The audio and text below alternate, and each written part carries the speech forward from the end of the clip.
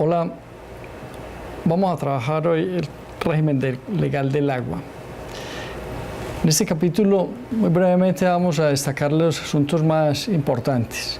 La Ley 23 del 73, que nos habla así como del aire y del suelo, que el agua es un bien contaminable, y en ese sentido el Código de Recursos Naturales empieza a tratar el agua no como un recurso, sino como un bien ambiental.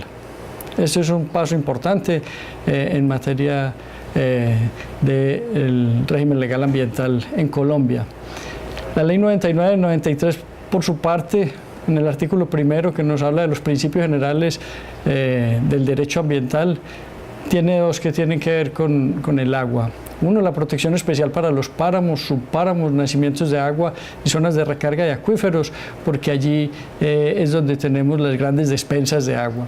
Y el segundo, que tiene que ver con la prioridad en materia de usos del agua. Es decir, la prioridad es el consumo humano, colectivo. Esto lleva a la Corte Constitucional a declarar el agua como un derecho fundamental cuando se trata del consumo humano. Entonces, el Código de Recursos Naturales declara el agua como un bien público en todos sus estados, meteóricas, en la atmósfera donde se encuentren, subterráneas, subalveas, debajo del alveo de los cauces de los ríos, todas bien de uso público. No solamente es bien de uso público el agua, sino el cauce y una zona de retiro hasta 30 metros al lado y lado de la línea de máximas crecientes de las fuentes de agua. O sea, toda esta zona de retiro, el cauce y el agua son bien de uso público, inalienable, imprescriptible, no pierde su naturaleza. Pero esto es lo que tenemos en la realidad del país, que no hemos protegido esas zonas de retiro que son bienes públicos y los hemos considerado como bienes privados y los hemos ocupado y hemos afectado esta norma tan importante de protección ambiental. Entonces, a partir de la declaratoria del agua como bien público, se reconocen los derechos adquiridos conforme a leyes preexistentes, que son las aguas privadas que reconocía el Código Civil anteriormente. Entonces, existían aguas privadas, las que nacen y mueren dentro de una misma heredad o predio, siempre y cuando no mueran dentro de la misma heredad. ¿Qué quiere decir que mueran dentro de la misma heredad? La Corte Constitucional, citando una sentencia de la Corte Suprema de Justicia de 1941, nos dice que es consumirse íntegramente, que no siga su curso por debajo del agua y se junte con otras fuentes que sean consideradas aguas nacionales, de carácter nacional y de uso público. O sea que aguas que mueren dentro de una misma heredad no son tan comunes, y si se tiene propiedad privada sobre las aguas, esto no quiere decir que se pueda hacer lo que quiera con ella, porque de todas maneras hay una función ecológica de la propiedad privada. Ya lo vimos cuando hablamos de la Constitución. Otra cosa distinta a estas aguas privadas que se reconocen como derechos adquiridos son los mercados de las aguas que se han creado en países como Chile, donde se permite la privatización de las aguas. Es decir, no tenemos un régimen de aguas públicas como en Colombia, regido por un sistema de comando y control, sino que es un régimen donde se pueden privatizar las aguas. Esto es muy peligroso en el sentido de que quien no tenga con qué pagar a esos propietarios de las aguas por ese tramo del río o esa porción del cauce del río, pues entonces no va a poder acceder al agua como bien público. Entonces, estos casos de privatización de las aguas son bastante delicados, habría que entrar a analizarlos. Entonces, como hablamos del agua como bien público, entonces lo que vamos a estudiar son los modos de adquirir el derecho al uso del agua. Los modos de adquirir el derecho al uso del agua en Colombia, ya que no adquirimos la propiedad de las aguas, son, según el Código de Recursos Naturales, por ministerio de la ley, es decir, porque la ley así lo dispone, sin ningún otro permiso, autorización o concesión.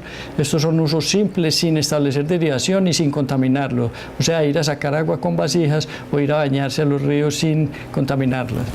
Por permiso se trata de extracción de material de arrastre. Esto tiene que ver con la competencia de las autoridades mineras, porque el material de arrastre, la piedra, cascajo, arena, grava, son recursos no renovables, pero también tienen competencia las autoridades ambientales.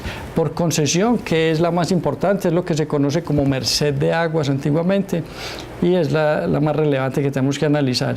Y el modo de asociación, que ya hemos dicho pues, es que es un poco confuso en el Código de Recursos Naturales. Entonces, vamos a estudiar fundamentalmente la concesión, pero habría que agregar que otros modos de adquirir el derecho al uso del agua es cuando se adquiere el derecho al uso del agua dentro de una concesión, dentro de una licencia ambiental, perdón, o de un contrato de concesión. Esto es un caso especial para aguas embotelladas, digamos, de manantial. Entonces, ¿qué requiere una solicitud de concesión de aguas?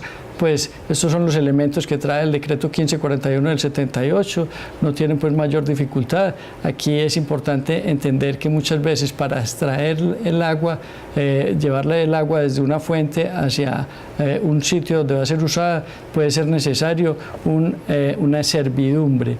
¿Y qué es una servidumbre? Es un servicio que presta un predio en favor de otro predio. El derecho de la tubería, del acueducto, pasando por el predio ajeno. Esto es una negociación directa con el dueño del predio, porque la autoridad no la impone, aunque la autoridad puede imponer servidumbres administrativas cuando se trata de asuntos de interés público. Este es el flujograma de la concesión, que es a muy grandes rasgos. Se practica una visita ocular y después de la solicitud de la concesión viene una resolución que debe ser motivada. Desde que exista agua suficiente y disponible, pues la autoridad debe otorgarla. Estas son las obligaciones de los usuarios de las aguas, donde está usarlas con eficiencia y economía, que es lo que tiene que ver con el programa de uso eficiente y ahorro del agua que más adelante se desarrolló, construir las obras hidráulicas y mantenerlas en adecuada forma, contribuir al mantenimiento de las obras comunes como reforestar los nacimientos y las zonas de retiro y permitir la vigilancia y control fundamentalmente. Eso es lo que tiene que ver con las servidumbres que son en interés particular. Entonces se imponen cuando no se logra un arreglo amistoso a través de una vía judicial ante la jurisdicción ordinaria civil en Colombia. Este es el programa de uso eficiente y ahorro del agua que mencionábamos ahora, que es muy importante, es un programa quinquenal para todos los usuarios del agua. Entonces la idea es involucrar a los usuarios de los acueductos en estos programas donde se demuestre que efectivamente se está haciendo uso eficiente del agua y se está ahorrando. Entonces, ¿cómo se demuestra el ahorro?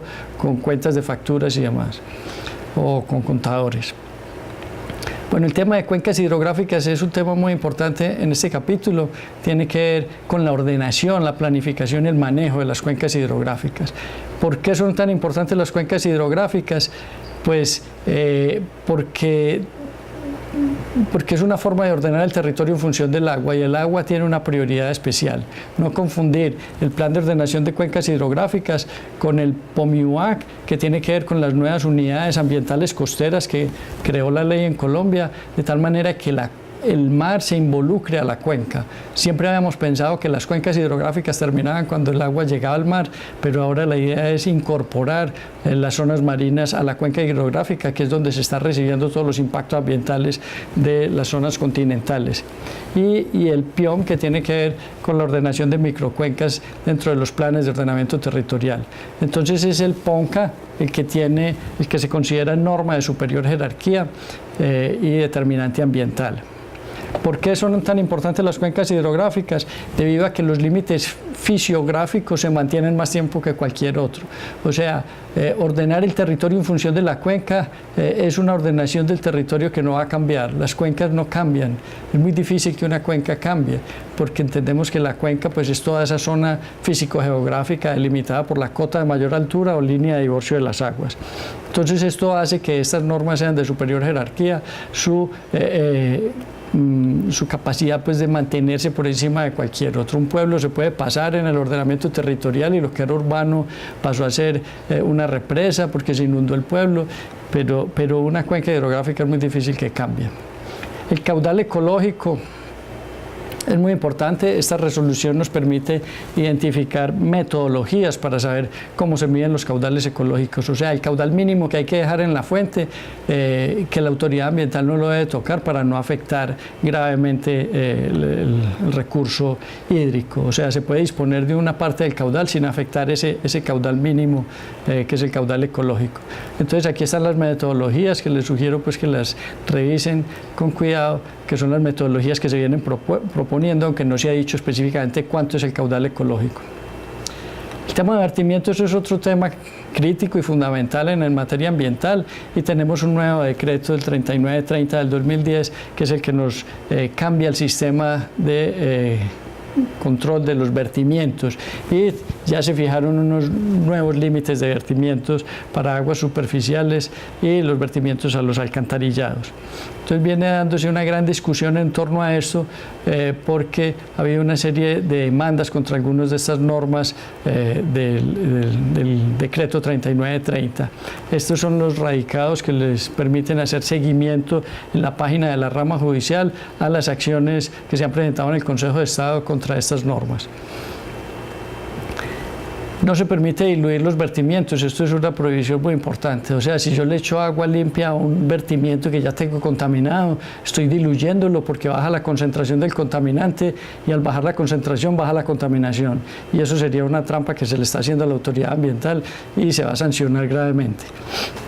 Tenemos un sistema de información del recurso hídrico que es parte del sistema de información ambiental en Colombia, donde los usuarios del recurso hídrico tienen que presentarle esta información que tienen sobre el recurso a las autoridades ambientales, y va a alimentar este sistema de información público de gran importancia.